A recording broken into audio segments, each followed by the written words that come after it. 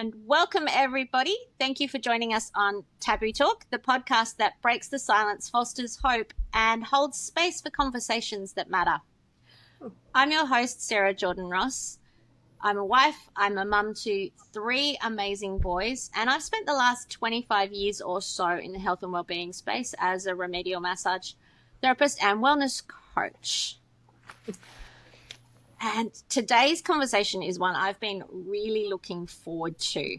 My guest is the remarkable Elizabeth Kipp. She's a stress management and historical trauma specialist, an addiction recovery coach, an international best-selling author, and an expert in ancestral clearing and trauma-informed healing practices.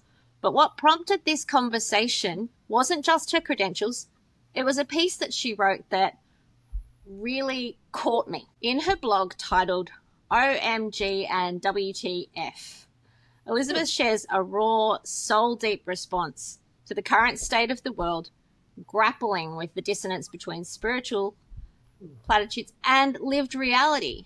One line that struck me most: some things are worth holding on to, like our values and integrity. It reminded me that healing doesn't mean detaching from the world. Sometimes it means digging deeper. So today we get to talk about anger, healing, chronic pain, connecting to source, ancestral trauma, and why the breath is often the bridge that brings us back to ourselves. But Elizabeth, thank you so much for being here. I'm so honored that you are joining us today. Oh my goodness, Sarah, thank you so much for the invitation. I'm thrilled to have this conversation. I tend to be a little bit, I'm discerning.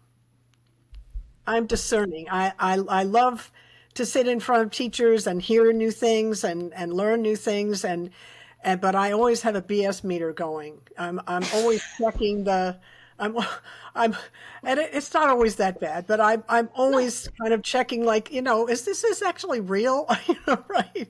Which is, especially nowadays, it's really important. It's always important, yes. But yeah. Because so often we can't tell what's real and what's not. When my kids are reading stuff, I always say, check a couple of different places to make sure that what you're hearing or what you're saying is real and is true. Mm-hmm. And when they're talking, if you're going to say something, think first, is it kind? Is it helpful? Is it true? If it's not, don't say it. I love that. Yeah, I love that. Yeah, so important. Yeah. Yeah. And most of the times they're pretty good with that, but every once in a while. Well, aren't we all? We all have our moments, all those things that get under our skin and we don't watch our words quite as carefully. So with that, your blog post, it spoke about anger, not as something to bypass, but as a signal, as a response to injustice or to what we see going on. So how do we honor that without letting it consume us? Because anger can be a bit of a double-edged sword. Yeah. It can be something that helps you cut through the BS and helps you move things forward, but it can have its dark side that it becomes an all-consuming thing. So how do we walk that? Yeah, I love the question. Let's just dive right into it. So the thing about anger that I'm cognizant of, and I learned it the hard way, is that it makes me feel powerful when I feel powerless, right? Yeah. I had and I'll tell you how I learned it, to briefly, so everybody gets an example of kind of like how this might work in their life. I had an event that happened with another person that was, I took to mean that it threatened my life. And I got out of there safely, but I was, for the next couple of years, and here I'm in stress management, so this is interesting right? I know the tools, right? Every once in a while, this fire would just light up in me, and I'd get angry, Yep. and I would at this person, who was no longer my life, right? And I would text my sponsor and say I'm working on a resentment, and and because it was a resentment, so that I had somebody that was connecting, and someone knew was supporting me in the work, but it was my stuff to work out. And of course, I referenced higher power and said, please, help. And anyway, this pattern went on for a while, and I got really tired of it. And it happened again one morning when I wasn't even really 100% awake yet, and I was like, okay, I'm so done with this. And I dropped to my knees, and I literally pleaded to my higher power, please, clearly I do not know how to handle this. Show me, guide me through it. And within 30 seconds, I got a download. And the download was, oh, Elizabeth, look at you leveraging your biology where you felt powerless to feel powerful. And I'm a addiction recovery coach, and that's like addiction. That's the frequency of addiction. Wow. And I was like, holy cow, this is how insidious this stuff can be. Yep. And I was so grateful to see that, right? Oh, look at that. And then 30 seconds later, I got another download. And the download was, and where are you sourcing your power? Right? So I was sourcing it in my anger instead of in the boss, in the higher power, right? Yep. And I didn't have another one of those episodes again, which was very cool, right? It was just like, that was a very interesting way to clear that, right? Even though I had done all kinds of other things, that was the way it worked for me.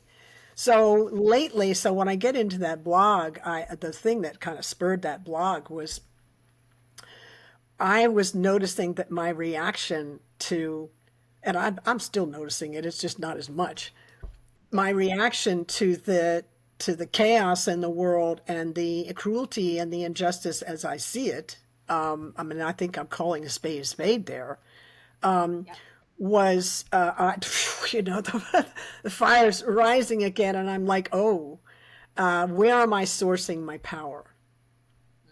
Oh, I'm sourcing it in the humans that are doing, instead of the source of all that is. And that was a very critical question for me, to be able to kind of understand the power structure within me and how I was navigating that. And it helped me kind of find my way through, so that it's not that I'm not reacting. It's that I'm noticing that I'm reacting, and I'm looking in the internal landscape to like what's out of balance within me that's reacting to out there, right? Instead of just looking out there, oh, that's bad. I'm actually turning around and looking at me and going, what's out of balance in me that or is there anything out of balance? Because in some cases, like, I don't think I'm particularly out of balance. I just think I'm having a disagreement with what's happening. Yeah.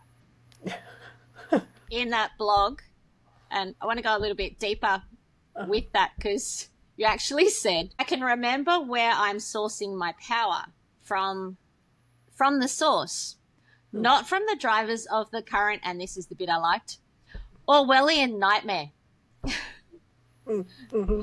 So can you unpack a little bit more for us how we stay grounded in that source of all that is? And it doesn't matter what name you give that, whether you call it God, call it the higher power, call it whatever you will. We all have that source that we can tap into. So how do we tap into that when our whole world in so many ways feels like it's gone topsy-turvy? Yeah, I love that. Yeah, and how you started brought some of the answer in. Where's the truth? Right? So the truth is anything that's permanent, that doesn't change. And all that stuff out there is changeable. It's all changing. So Change is the that's constant. yeah, the constant is our awareness and source energy, prana, life force energy. Also, it's important for me to actually, for me, to start at the level of the nervous system, because if I'm all dysregulated, I can't talk my way into calming down or even balancing myself. I have to actually start at the level of the nervous system. So, because the mind follows the breath, the mind follows the state of the nervous system generally.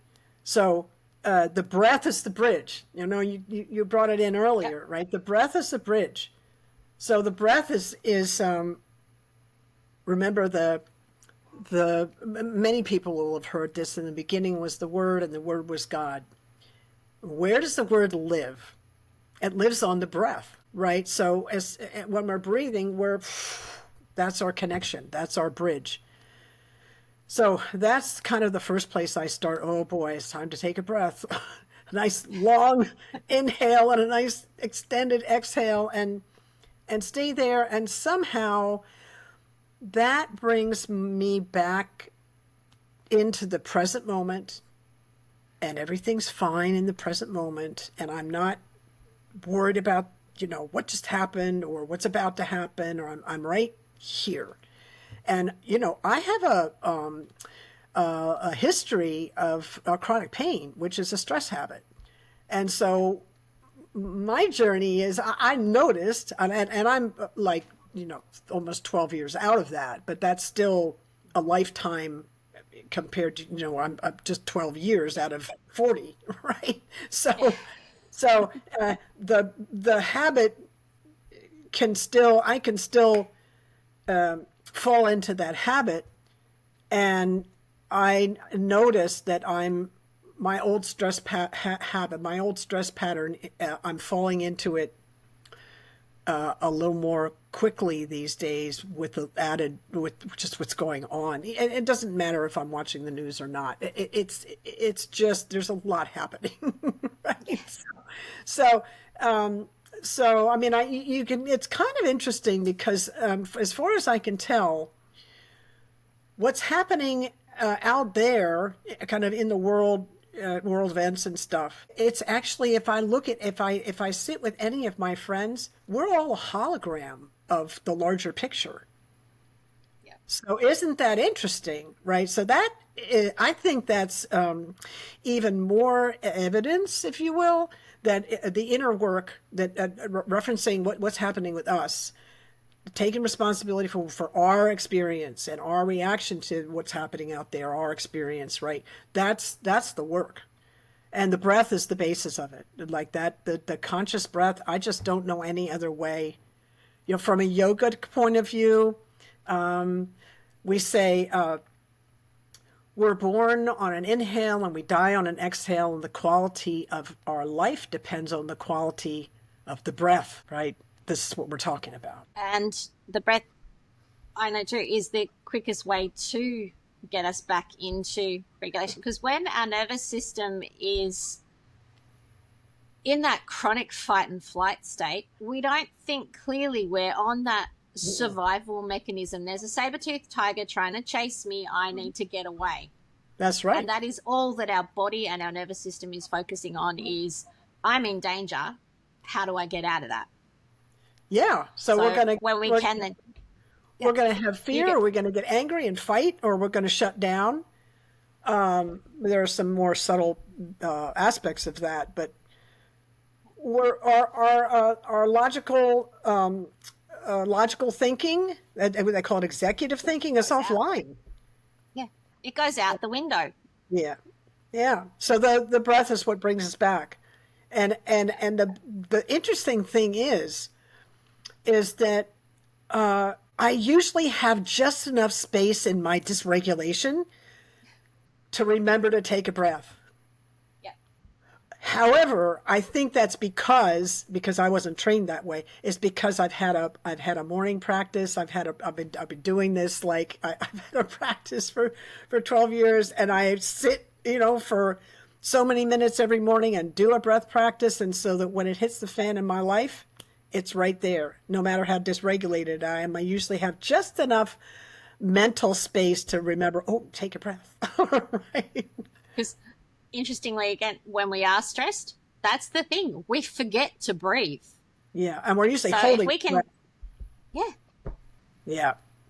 And that's sending a signal, that held breath is sending a signal to the nervous system that there's danger and you're under threat. And, now we're bringing all the psychology and physiology to that instead of, calming down. So that breath it's the quickest way. It's the quickest way to send that signal to the nervous system that it's actually safe after all. Now we can look at what just happened.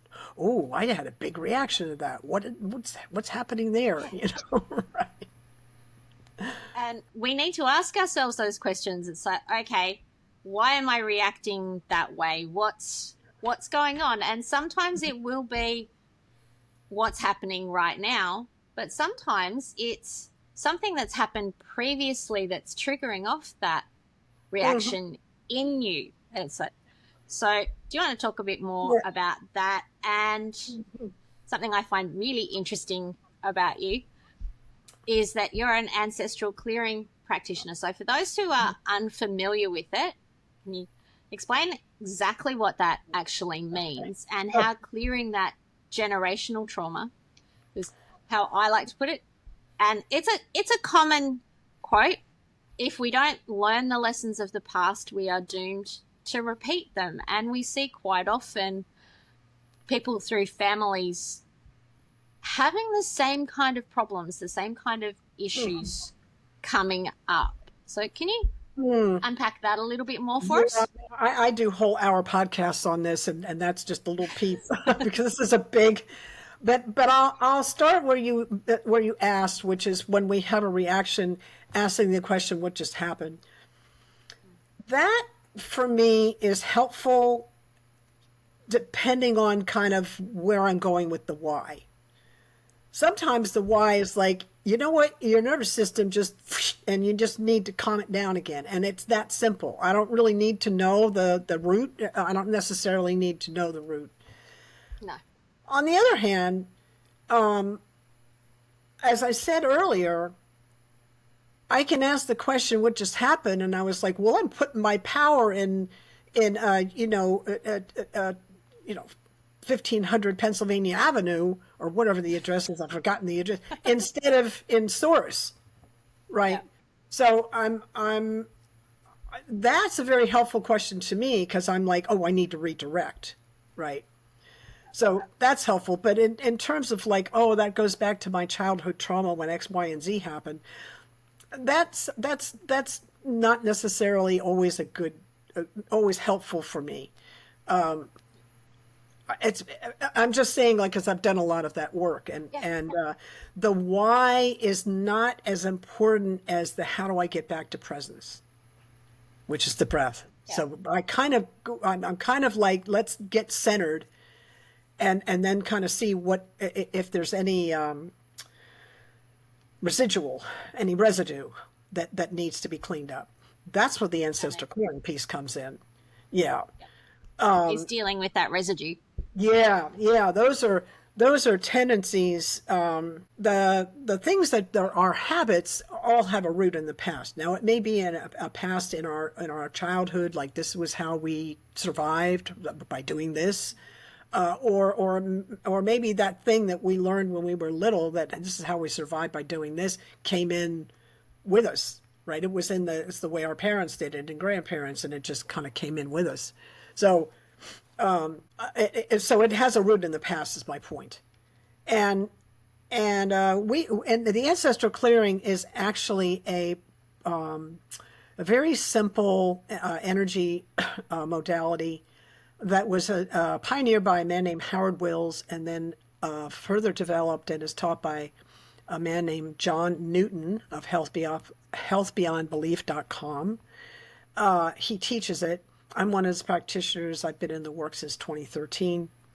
And it's basically a practice that helps us release that which no longer serves us. And we ask Source, or whatever you call that made all of this, we ask it to help us release. We're not asking it to take anything from us. We're asking it to help us release, because I'm hanging on. And I don't know how to let go. So what's interesting, it's a prayer practice, because we're asking, right?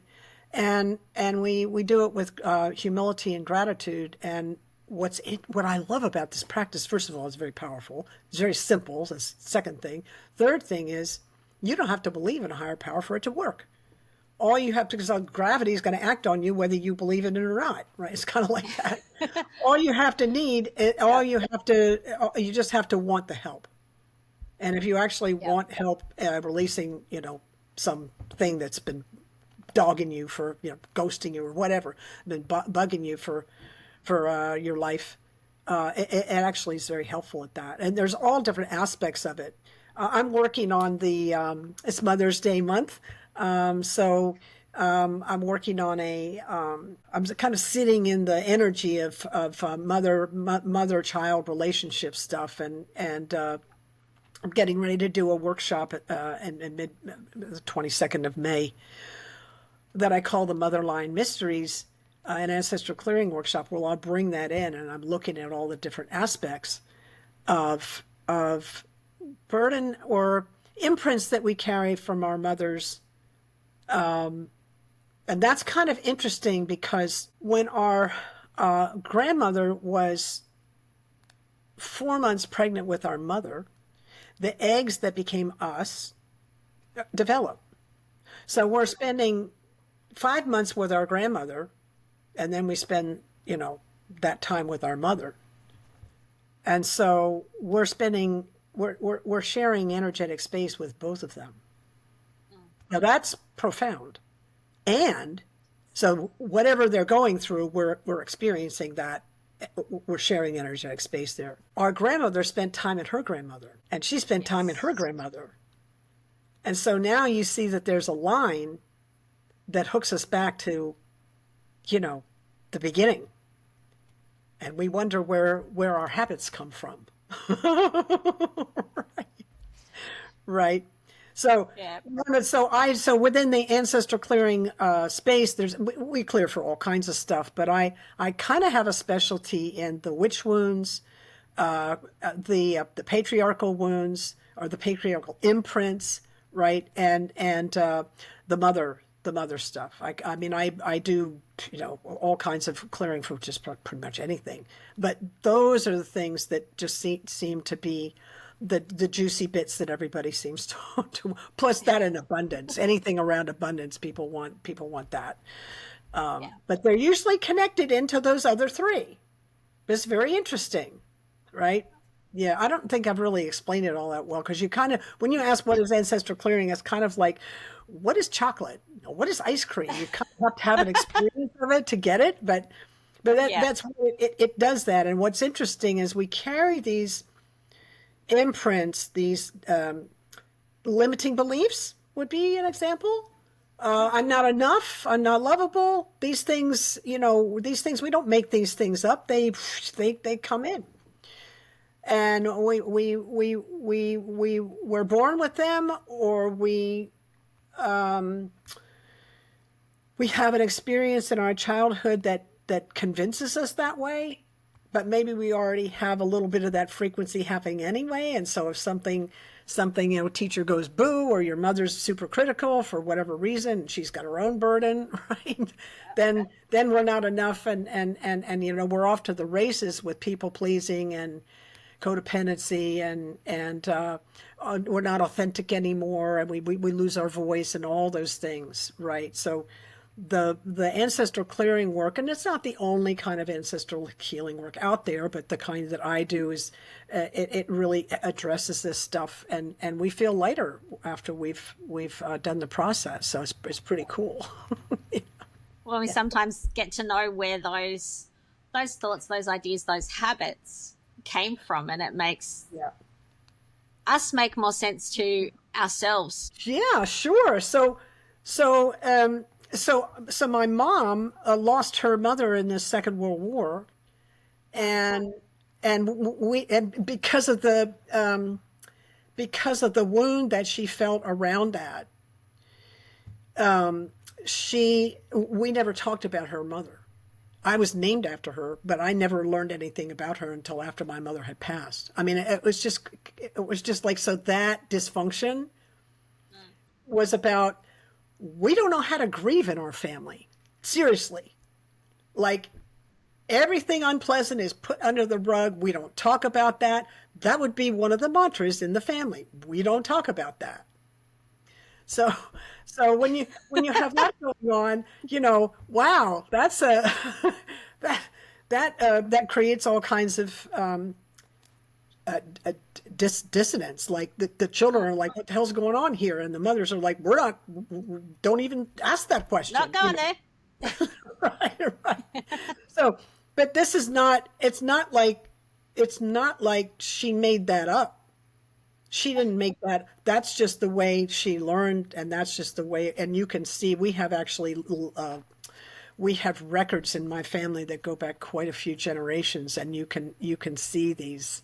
You can see beautiful things. You can see beautiful, healthy patterns, and then you can also see the stresses and how it imprinted. Yeah. We don't talk about it. There's so much that goes on, and that was part of why I started this show. Was there is so much that we don't talk about, and grief is a common one. We all go through it, but we don't always talk about it. We don't always process it, and then that carries on into how we do other things. Yeah, it'll come out sideways for sure. Yeah. Right? It's kind of like, we have an experience like grief is a good example, where we don't know how to process it, but we feel it, and so we repress it because we don't know what to do with it, because we're not taught, right? And so then it sits in the body, and the body's got to do something with it. And you know what's interesting? It takes energy to hold on to that stuff, right? So, Yep. so like, now you're not just repressing. Now your energy is getting is funneled into that thing to hold on to it until you figure out how to process it. And so, now we're off to the races, and that creates a certain amount of pressure in the system. And we're going to look for a pressure relief valve somewhere, right? And we're going to do that in behavioral things. Maybe we're going to turn to alcohol or substance or acting out, or shopping, or you pick the distraction, some kind of something to numb the pain. Yeah, something to distract from it. That's right. Yeah, that's right, because we don't want to feel it. And that was really baked into the culture that I grew up in. It wasn't that I didn't want to feel, I just didn't know what to do with any of it, because it was all like, we don't want to see that. Don't do that. Like, it's like, okay. So, no wonder I became a chronic pain sufferer. Right? Exactly. And I'm the only one. I mean, chronic stress. So we'll just define here for the audience, if we could. Chronic pain. Go for it. Chronic pain is any pain that's felt 15 days out of 30 for 3 months or more.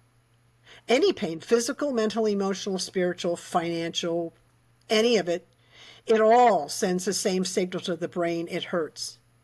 So the brain can't tell the difference between a broken bone and a broken heart. And it responds exactly the same way. That's right. So if it's felt 15 days out of 30 for 3 months or more, that's chronic, and that's chronic stress, and we weren't made for that.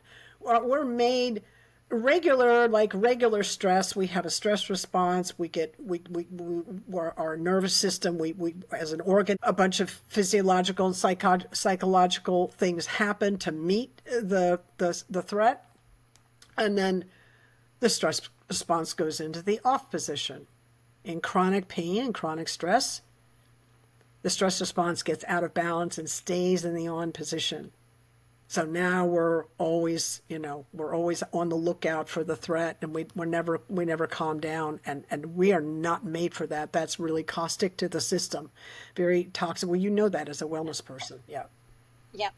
And Alex Howard talks about a maladaptive stress response, and that's how when our body just gets into that chronic fight and flight, and the effects that then has on our body. Because one of the most basic ones, when we're in fight or flight, all of the blood from our digestive system gets diverted to the muscles so we can fight the threat and run away from it. That's right. What do you think that long-term deprivation of blood to the system does to our digestive system? It sends it all out of whack. Of course. Another problem, a large percentage of our essential neurotransmitters, dopamine, serotonin, GABA, they're manufactured in our gut. That's exactly. So when our gut's not working properly, that's right. Our whole system then goes into overload. And we've all heard of fight or flight. Everybody knows about that. Well, what's the next one? Fight, flight, faint, freeze. Yeah.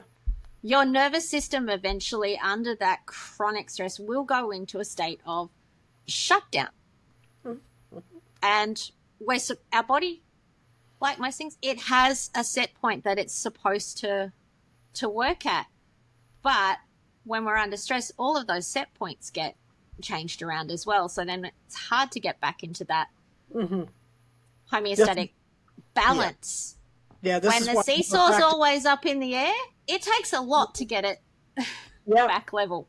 This is why we have a daily practice. This is why, why we is so important. And I'm not talking about, I love spiritual reading. I'm talking about an actual breath practice. That's a movement practice, something that's actually working with the nervous system to remind it, this is how we're doing life today. Not this other way. Right. That you've got to get that out somewhere. So it's either you write it out. So you journal is a great way to get those thoughts out of your head onto paper, get it out of your body. Or you dance it out. Yeah. Get your body moving. Or you sing it out. And it doesn't matter if you don't sing well or you only sing in the shower or the car. Just make some noise. Get that, all that stuff that you're holding in, because where you've got that tightness and tension in the body, it's telling you that something's going on. And if you are somebody who holds it all in your body, sometimes just getting it out, getting that physical tension out, getting your nervous system back in, then you can stop and think, okay, what's behind it? What am I really stressed about? Is it something I can do something about? Or is it something that I can't do anything about it, so I should probably stop stressing about it? Well, that's the magic. That was a little bit about what my blog was about too. Was exactly was, where I have power to act, I can act, and where I don't have power, then I need to realize that I need to surrender to whatever that is, and that again, right there is just like my reaction to the craziness, right? That place of surrender. Well, I really can't do anything about this. Well, I don't like it anyway. Well, that's the juicy bit. That's the juicy bit for me anyway, where I'm like, where the rubber meets the road in my healing evolution, my own healing journey is like, well, I they say accept what is, and I'm surrender is accepting what is, and I'm like, I don't accept this. Well, now what am I going to do? Right. So that's my internal. It's a little look at under the hood of Elizabeth to see like what's the work. And again, by the way, I just took you into an aspect of my old stress pattern, having an argument with the present moment. If you don't think I did not want to be in my body, I did not want the pain, I was like, I don't want any of this. So, right. So that's I'm having an argument with the present moment. So I know when I when I get that to that place in my, my inner world and my interaction with the outer world and how it's showing up and how I perceive it showing up, and I start doing that, I know that's my old stress pattern again. And Yep. and so you see that I don't need to necessarily know the why about exactly why I'm reacting. What's the exact trigger? It doesn't matter, or the thing that activated it. You like prefer to use the word activate rather than trigger because I just think it's healthier, right? Yeah. But what I Much do better. need, yeah, but what I but what I do need to know is, oh, that's my old habit. I'm just in my old habit again, and I'm going to redirect, right? And every time I redirect, you're rewiring the brain to do something different, right? And it can be that simple, and I can do that without calling myself, wrong for, damn it, I'm in my old habit again. I don't have to do that. I just say I'm in my old habit, redirect without the guilt Without having to, or the whip. yeah, yeah, you can catch yourself and redirect without having to bash yourself up, because that's not going to get you Yeah. anywhere. But Yeah. actually noticing, I'm stuck in that old pattern. Hmm. Let's go somewhere different. Yeah. That's right. And you talk about thinking cosmically but acting locally. Now Hmm. that feels like a bit of a call to action. So how does that look like in practice for you right now? Beautiful. Yeah, so that goes back to what we were talking about. Where am I sourcing my power? So I'm sourcing my power in the truth and in source, that which never changes. But how does that translate into the present moment, into my 3D, that's, kind of 5D or 8D or however many Ds you want to add, into my 3D life? Like, I don't really understand all those D words. I'm just like, that's a little bit Yeah. above my, but Bit there's a above whole the pay bunch grade. of dimensions. There's a whole bunch of dimensions, and we're all multi-dimensional beings. I understand that part. I just don't know what all the different levels are called. No. It doesn't really matter.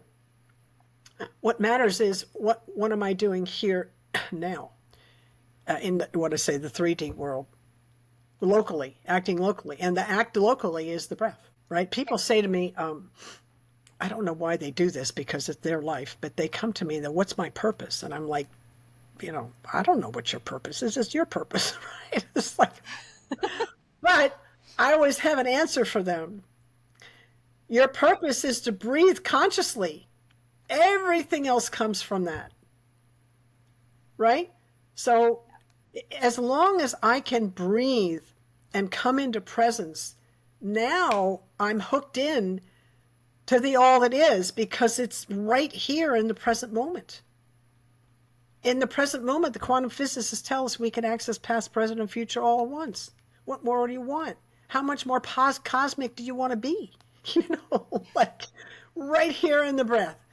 Be here, be right here, right? That's what I meant by think cosmically, act locally. That way, Just remember that. for me, I kind of keep my eye on the prize, and whatever's happening around the prize, that connection is what's happening. I don't necessarily have, I mean, I can interact with it or not, but I need to stay. That's my guy wire. That's where I keep my grounding. Yeah. And it's No. important to stay in that grounding where you can. Yeah. So, as you know, Taboo Talk's all about having the conversations that don't happen enough. And I like to start to wrap up the show with that question. What's that one conversation you think we need to be having more of right now? I would say that we ought to be having more, for me, I'm just saying, we ought to be having more conversations about personal responsibility, which was kind of part of the blog in the first place that you were referring to. Yep. It's like, Yep. yeah, it's a chaotic, mess out there. There's all kinds of changes going on, and where's my part in this? again, where I have power, I can act. Where I don't, I don't, and I surrender. And what's my responsibility in this moment? I kind of see like my responsibility is to stay in integrity with me, with my values, and to try and keep my heart open. That's a big challenge, by the way. I think that's the master challenge in these times, is like, for me anyway, how do I navigate this and keep my heart open? Like, how do I do that? Right? Yeah. That's the That's big a big one. question, right? And so that's me taking a responsibility for how I'm showing up in the present moment, because I don't know what else to do. We're in this huge field of consciousness. I'm in this little tiny corner of it, and I'm just trying to do the best I can to like put out the best vibe that I can in it, if that makes sense. Yep, it does. You're shining your light where you can, and if each one of us does our best to shine that light, to take responsibility for our own actions and for what we do. Around here we talk about, are you going to lie in your bed, which is blame, excuses, denial, or are you going to pick up your oar, ownership, accountability, responsibility? There it And is. Yeah. but taking it for yourself, like, you're not responsible for what anyone else does. You can't control what happens, but you can control how you react to it. Yeah, so I'll give you an example. The quantum physicists tell us through kind of their view, love over here translates to love over there through this something called spooky action. And but hate over here translates to hate over there. So that is powerful to me, because when I'm sitting here in my apartment and I read a news story about somebody acting in some way that I'm like, are you freaking kidding me? And I do that. That's putting energy out into the field of rah, rah, rah, right? So this is what I'm trying to get at about the personal responsibility. I'm like, where am I sourcing my power? I'll get my own stuff together and send love in that direction, because that's creating field. That's creating energy in the field, rather than sending out, resentment and all that. That's kind of an example of what I'm talking about. And I'll tell you, it makes my life much calmer, and I feel like I'm able to stay kind of on target in my own on my own purpose better when I do that. Yeah, when you be conscious of what you're putting out into the world. Yeah, and at the base of all of that is the breath. Because if I didn't have that, I'd be back in the reactive mind, and we'd be off to the races again. Right? Yes. Going back down that rabbit hole of numbing the pain and trying to get away from it, and chronic stress and all that stuff that, again, we all go through it, but you don't have to stay stuck in it. And sometimes the simple way of getting unstuck is remembering to breathe. Exactly. Yeah. I know it sounds so simple, and it is, but it's incredibly powerful. It's so simple, people don't realize how powerful it is, but it really is. It's kind of a lifesaver. Yeah. And thank you so much for sharing your wisdom, and so being so open and honest with us about so many different things. Well, thank you so much for the invitation. Yeah, I try when I see things that might be an interesting conversation or something that will resonate with people who are going through pain, or who are looking out and seeing what's going on in our world and getting frustrated and annoyed by it and wondering what they can do. So that's why I reached out, and I'm so glad I did, because I'm pretty sure that this conversation will have had something for lots of people. So for those of you that are listening, if this conversation resonated, whether you're navigating pain or big feelings or just feeling the weight of the world, because it's a bit heavy right now, but it doesn't have to stay that way. please know you are not alone. Now, Elizabeth, if people want to find your work, where's the best way for them to do that? Oh, they can find me Because on you've my got website. books and all sorts of fun things. Sure, you can find me on my website, which is my name with a dash. It's Elizabeth-Kipp.com. You got to put a hyphen in there between my first and last name to find me. Otherwise, you'll find the other Elizabeth Kipp, who's a web designer and photographer who's amazing, but not me. So Elizabeth with a hyphen Kipp.com, and all my social media is there. I've got, sessions and all kinds of free resources on the site. Yeah, you can find out all about Elizabeth Land at that website. Thank you so much. And it will be in the notes as well, so we'll have that link there for you. So until next time, take care of yourself, take care of each other. Remember, your story matters, so please keep telling it, because truth needs to get out there, not all held in. We'll see you next time.